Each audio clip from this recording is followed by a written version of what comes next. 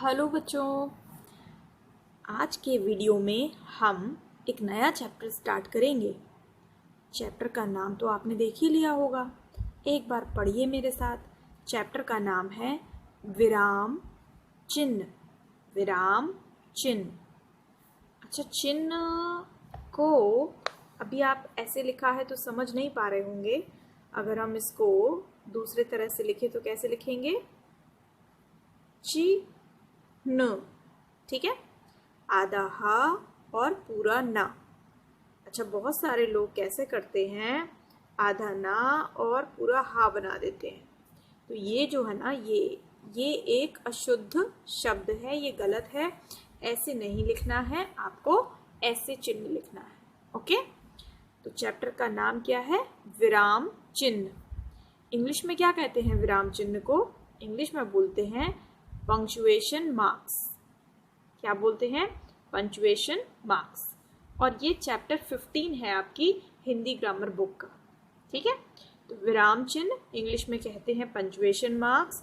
आज के वीडियो में हम अपने चैप्टर को पूरा पढ़ेंगे और समझेंगे कि विराम चिन्हों का प्रयोग हम किस प्रकार करते हैं। देखिए, विराम का अर्थ सबसे पहले। विराम शब्द आपने पहले सुना होगा। तो विराम का अर्थ क्या होता है? विराम का अर्थ होता है रुकना या विश्राम करना।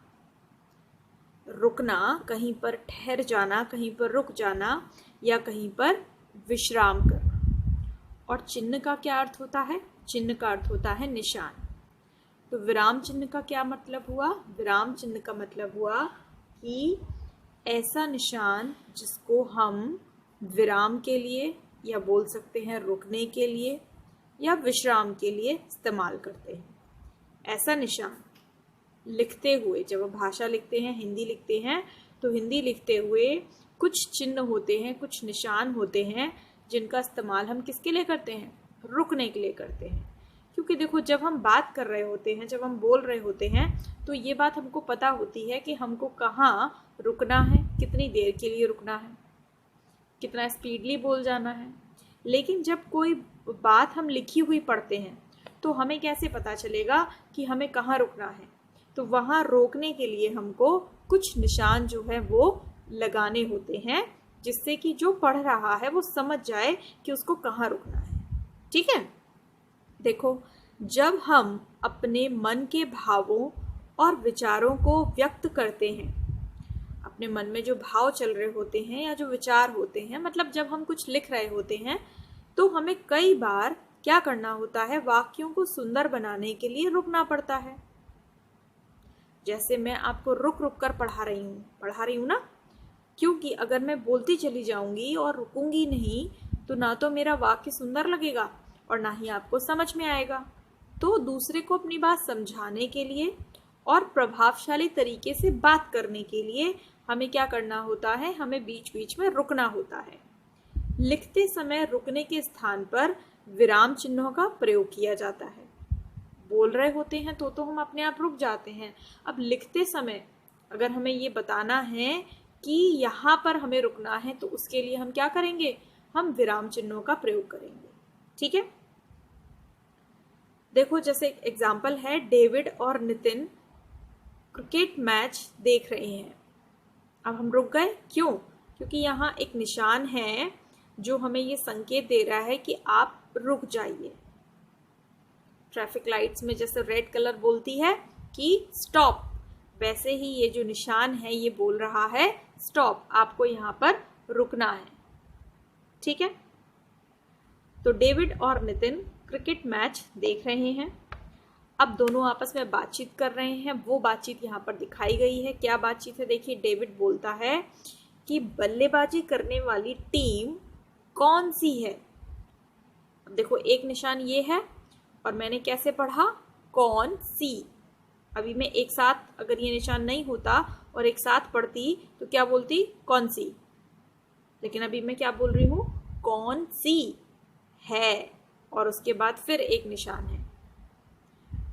नितिन जवाब देता है कि यह जिम खाना मैदान की टीम है। फिर हमने एक निशान देखा, फिर डेविड पूछता है, यहाँ पर भी एक निशान देख रहे हैं।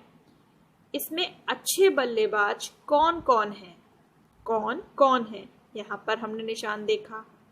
फिर नितिन बोलते हैं कि अखिल, फिर एक निशान, सचिन और अजहर टीम के अच्छे बल्लेबाज हैं। तो आपने देखा, एक ये निशान है, एक ये निशान है ना, ये भी है, ये भी है और ये भी है। अलग अलग तरीके के निशान हैं। तो ये सारे निशान अलग अलग तरीके से रुकने के लिए हमको बोल रहे हैं। उपर्युक्त वार्तालाप में, वार्तालाप मतलब बातचीत में, वाक्यों को बोलने के लिए जितनी बार रुकना पड़ा उन स्थानों पर विराम चिन्हों का प्रयोग किया गया है। देखा आपने कि ऊपर हमने वाक्यों को बोला, पढ़ा और जितनी बार हम जहां जहां जैसे जैसे रुके उसके लिए हमने अलग अलग प्रकार के विराम चिन्हों का प्रयोग किया है। तो विराम चिन्ह को अगर हम परिभाषित करें तो क्या परिभाषा निकल कर आएगी? देखिए, भाषा में विराम के लिए जिन चिन्हों का प्रयोग किया जाता है उन्हें विराम चिन्ह कहते हैं। भाषा अगर हम कोई लिख रहे हैं और हमें विराम लेना है, हमें स्टॉप लेना है, तो हम उस स्टॉप को दिखाने के लिए जिन चिन्हों का उपयोग करते हैं, जो मार्क्स लगाते हैं, उन्हें हम विराम चिन्ह या इंग्लिश में बोले तो पंक्चुएशन मार्क्स बोलते हैं। ठीक है। अब देखिए, विराम चिन्ह कई प्रकार के होते हैं। ऐसा तो नहीं है कि हम हर बार एक ही विराम चिन्ह का प्रयोग करेंगे, नहीं, अलग अलग रुकना होता है। कहीं थोड़ा ज़्यादा देर के लिए रुकना होता है, कहीं थोड़ा कम देर के लिए रुकना होता है। तो वहाँ हम अलग अलग प्रकार के विराम चिन्हों का प्रयोग करते हैं। तो कुछ विराम चिन्ह दिए गए हैं, चलिए अब हम वो पढ़ते हैं कि कौन कौन से हैं। सबसे पहले देखिए कौन सा है, पूर्ण विराम। विराम चिन्हों के सबके अलग अलग नाम हैं और सबके अलग अलग निशान भी हैं। तो पहला है पूर्ण विराम और इसका निशान क्या होता है, एक सीधा खड़ा डंडा, जिसको हम पाई भी बोल सकते हैं। प्रत्येक वाक्य के पूरा होने पर पूर्ण विराम का प्रयोग किया जाता है। जब हम कोई एक वाक्य लिखते हैं और वो एक वाक्य कंप्लीट हो जाता है तो उसके पूरा होने पर हम पूर्ण विराम का प्रयोग करते हैं। तो इसको हम क्या बोलते हैं, डंडे को, इसको हम पूर्ण विराम बोलते हैं। इंग्लिश में फुल स्टॉप लगाते हैं, उसी तरह से हिंदी में हम पूर्ण विराम लगाते हैं। जैसे मेरे पिताजी कल मुंबई जाएंगे। मैंने एक वाक्य बोला कि मेरे पिताजी कल मुंबई जाएंगे।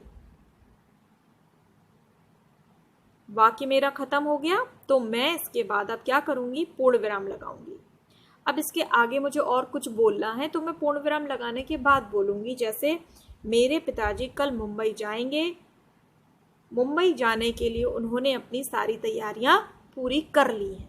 दो वाक्य हुए, तो एक वाक्य बोलूंगी तो फिर पूर्ण विराम, फिर दूसरा वाक्य बोलेंगे तो फिर पूर्ण विराम। ठीक है। अब दूसरा विराम चिन्ह जो है वो है अल्प विराम। पूर्ण का मतलब क्या होता है, पूरा, और अल्प का मतलब क्या होता है, थोड़ा। तो यहाँ पर पता चल रहा है कि हमको थोड़ा सा विराम लेना है, यानी कि उसकी जगह पर हमें लगाना है एक कॉमा। जैसे एक जैसे दो या अधिक शब्दों या उपवाक्यों को अलग करने के लिए अल्प विराम का प्रयोग किया जाता है। एक जैसे दो या दो से अधिक शब्दों को अगर हमें अलग करना है, या दो छोटे छोटे वाक्य हैं, उपवाक्य जिन्हें हम बोलते हैं, उन्हें हमें अगर अलग अलग करना है तो उनको अलग करने के लिए हम कॉमा या अल्प विराम का इस्तेमाल करते हैं। जैसे ये नाम है जतिन, इसी की तरह एक और नाम है अमित। तो हमने जतिन और अमित के बीच में ये कॉमा लगाया है। इससे पता चल रहा है कि हमें थोड़ा सा रुकना है। जतिन, अमित और निधि पढ़ रहे हैं। अब वैसे तो यहाँ और लगा हुआ है, पर यहाँ और नहीं है। ठीक, तो यहाँ और लगाने से अंतर कर लिया, लेकिन यहाँ कैसे अंतर करेंगे, कॉमा नहीं होता तो क्या पढ़ते, जतिन अमित। जतिन अमित ऐसा लगता कि एक आदमी का नाम है। अब हमें यहाँ दो आदमियों के नाम लेने हैं, है ना। तो हम यहाँ पर क्या करेंगे, अल्प विराम का इस्तेमाल करेंगे। तो अल्प विराम से हमको ये पता लग जाएगा कि हमें यहाँ थोड़ा रुकना है। तो जतिन, अमित और निधि पढ़ रहे हैं। अगला विराम चिन्ह है अर्धविराम। अर्धविराम का मतलब आधा विराम। इस आधे विराम में हम चिन्ह कौन सा लगाते हैं, एक लगाते हैं बिंदी और एक लगाते हैं उसके नीचे कॉमा। अल्प विराम से अधिक समय तक रुकने के लिए अर्धविराम का प्रयोग किया जाता है। देखो, पूरा रुकना है, पूर्ण विराम लगाइए। बहुत थोड़ा रुकना है, अल्प विराम लगाइए। और आधा के लगभग समय लेना है रुकने में, पूरे विराम से आधा समय लेना है अगर आपको, तो आप अर्ध विराम लगा सकते हैं। जैसे एक सेंटेंस है, जो आप कल नहीं कर सके उसे आज कर लो। अब यहाँ कॉमा नहीं लगाना है, क्योंकि कॉमा का मतलब होता है थोड़ा सा विराम लेना है। अब हमें थोड़े से थोड़ा ज़्यादा लेना है, तो उसके लिए क्या करेंगे, हम अर्ध विराम लगाएंगे।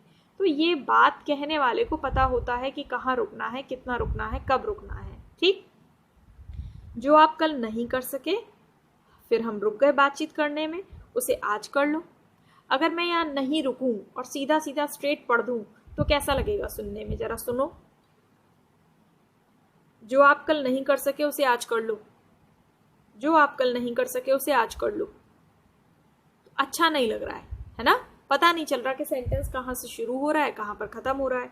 अब हम ऐसे पढ़ते हैं कि जो आप कल नहीं कर सके, जो आप कल नहीं कर सके उसे आज कर लो। तो समझने वाले को वो वाली बात जो है वो ज़्यादा अच्छे से समझ में आती है। तो कितने विराम चिन्ह हुए अभी तक? 3। पूर्ण विराम, सीधा डंडा, अल्प विराम, कॉमा, अर्ध विराम, एक बिंदी, उसके नीचे एक कॉमा। ठीक है, अगला विराम चिन्ह देखिए, प्रश्न सूचक चिन्ह। प्रश्न सूचक चिन्ह कैसे लगाते हैं? कई बार आप लोगों ने लगाया है तो आप इसके बारे में जानते हैं। प्रश्न सूचक वाक्यों के अंत में प्रश्न सूचक चिन्ह का प्रयोग किया जाता है। जैसे एक प्रश्न हमने पूछा, तुम लड़ क्यों रहे हो? तो ना बोलने में वो एक प्रश्न वाली बात आनी चाहिए। अगर ये ना लगा होता तो सेंटेंस कैसे बन जाता? तुम लड़ क्यों रहे हो। ये फीलिंग नहीं आती कि जैसे हम किसी से क्वेश्चन कर रहे हैं। ठीक है, प्रश्न सूचक वाक्य लगाने से जब हम इसको पढ़ेंगे तो ऐसे पढ़ेंगे कि जैसे कोई किसी से प्रश्न कर रहा है, तुम क्यों लड़ रहे हो या तुम लड़ क्यों रहे हो। तो इस तरह से हमारे एक्सप्रेशन भी चिन्हों के अनुसार बदल जाते हैं। चौथा क्या हुआ? प्रश्न सूचक चिन्ह, जिसका इस्तेमाल हम जब भी कोई क्वेश्चन करते हैं, कोई प्रश्न करते हैं, तब जरूर करते हैं। 5वां क्या है? विस्मयादि बोधक चिन्ह।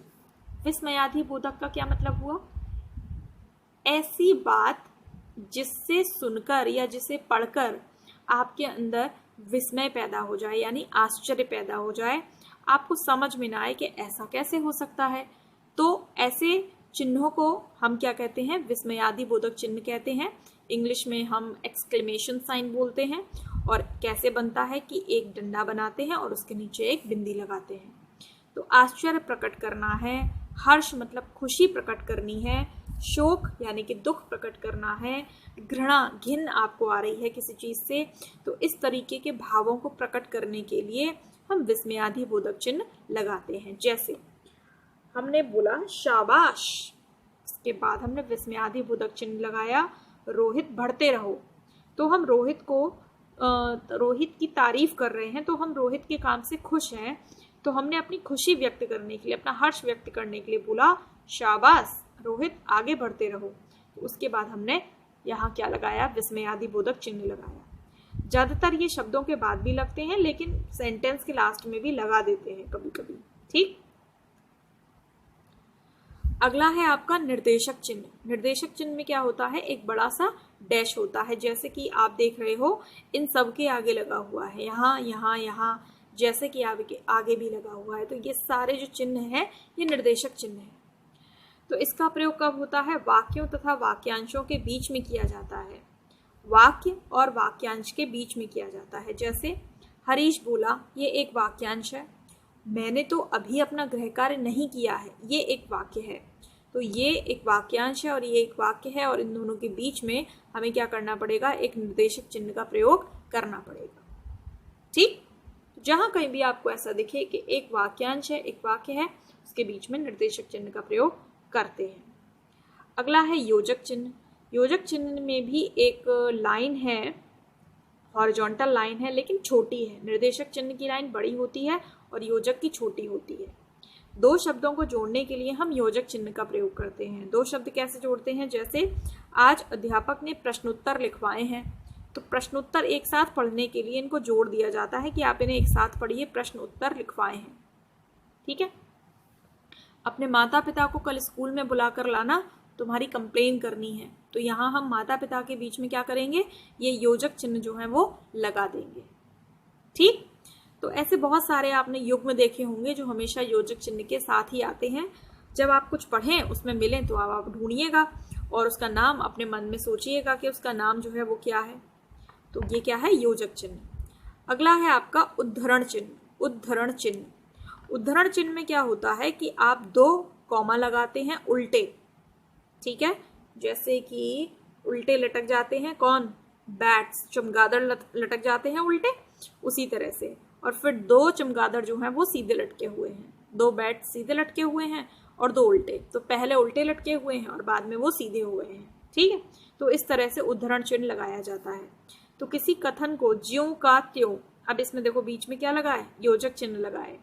ज्यों का तो, जैसे का तैसा लिखने के लिए उद्धरण चिन्ह का प्रयोग किया जाता है। जैसे निर्देशक चिन्ह, हमीद बोला, फिर ये निर्देशक चिन्ह क्या बोला कि बातचीत क्यों करते हो, तो हमीद ने जैसा बोला वैसे ही यहाँ लिखा है। इसमें जो लिखने वाला, जो लेखक है, उसने कोई परिवर्तन नहीं किया, यानी कि किसी तीसरे की बात को हम जैसे उसने कहा एग्जैक्टली वैसे ही अगर अपनी किताब में या अपनी कोई भी लेख में लिखते हैं तो आप उसको किस में लिखेंगे, उद्धरण चिन्हों के बीच में लिखेंगे। पहले उल्टी चमगादड़ और उसके बाद सीधी कर दी हमने। ठीक है, तो पूरा सेंटेंस कंप्लीट हो जाता है, यहाँ आपका प्रश्न सूचक चिन्ह लग जाता है, उसके बाद फिर ये बंद होता है। ठीक, कई बार कंफ्यूजन होता है कि पहले बंद करें, मतलब पहले चमगादड़ों को सीधा करें और उसके बाद क्वेश्चन मार्क लगाएं, क्या करें। ठीक है, तो पहले जो बात है वो लिखी जाएगी, बात के साथ, वाक्य के साथ जो भी चिन्ह आ रहा है वो लगाया जाएगा और फिर आप उसको उद्धरण चिन्ह में बंद कर सकते हैं। ठीक है, 9th जो है वो है आपका कोष्ठक। कोष्ठक का मतलब होता है ब्रैकेट। कोष्ठकों का प्रयोग वाक्यों के बीच में शब्दों का अर्थ स्पष्ट करने के लिए किया जाता है। जैसे निर्देशक चिन्ह, हमारे राष्ट्रपिता। अब यहाँ पर शब्द इस्तेमाल हुआ राष्ट्रपिता। अब राष्ट्रपिता का क्या अर्थ है, राष्ट्रपिता का अर्थ हम किसके लिए हैं, गांधी जी के लिए प्रयोग कर रहे हैं, तो हमने इसको ब्रैकेट में बंद किया, कोष्ठक में बंद किया और आगे अपना वाक्य पूरा कर दिया कि गांधी जी एक महापुरुष थे, हमारे राष्ट्रपिता एक महापुरुष थे। अब राष्ट्रपिता कोई और नहीं, गांधी जी, तो गांधी जी को हमने ब्रैकेट में बंद कर दिया, कोष्ठक में बंद कर दिया। तो पहले हमने क्या पढ़ा था योजक चिन्ह के बारे में, विराम चिन्हों के बारे में, पूर्ण विराम, दूसरे नंबर पर अल्प विराम, तीसरे नंबर पर अर्ध विराम। उसके बाद फिर देखो प्रश्न सूचक चिन्ह, विस्मयादि बोधक चिन्ह, निर्देशक चिन्ह, योजक चिन्ह, उद्धरण चिन्ह और कोष्ठक। ठीक, और डेफिनेशन क्या थी उसकी, विराम चिन्ह की, बताइए। भाषा में रुकने के लिए या विराम लेने के लिए हम जिन निशानों का, जिन चिन्हों का प्रयोग करते हैं उन्हें हम विराम चिन्ह कहते हैं। और ये कितने प्रकार के होते हैं, 9 प्रकार के होते हैं। ठीक, कौन कौन से, पूर्ण विराम, एक डंडा, अल्प विराम, कॉमा, अर्ध विराम, एक बिंदी एक कॉमा, प्रश्न सूचक चिन्ह। ठीक, विस्मयादि बोधक, डंडा उसके नीचे बिंदी, निर्देशक चिन्ह हॉरिजॉन्टल लाइन बड़ी वाली, योजक चिन्ह हॉरिजॉन्टल लाइन छोटी वाली, उद्धरण चिन्ह उल्टी चमगादड़ 2 और फिर उसके बाद सीधी चमगादड़, और कोष्ठक, कोष्ठक आप जानते हैं। ठीक है, तो जो चीज़ आसानी से जानते हैं उसके लिए कुछ हमें मैजिक करने की ज़रूरत नहीं है। जिन चीज़ों को हम नहीं जानते हैं उनके लिए हम कुछ मैजिकल वर्ड्स ढूंढते हैं। ठीक है, तो आज हमने बच्चों क्या पढ़ा है, विराम चिन्ह पढ़े हैं और उनको रिवीजन आप करते रहिएगा। नेक्स्ट वीडियो में हम इस चैप्टर से रिलेटेड एक्सरसाइज को सॉल्व करेंगे। अब मैं वीडियो को एंड करती हूँ and I take the leave now. Okay, so keep watching my videos, stay tuned, bye bye.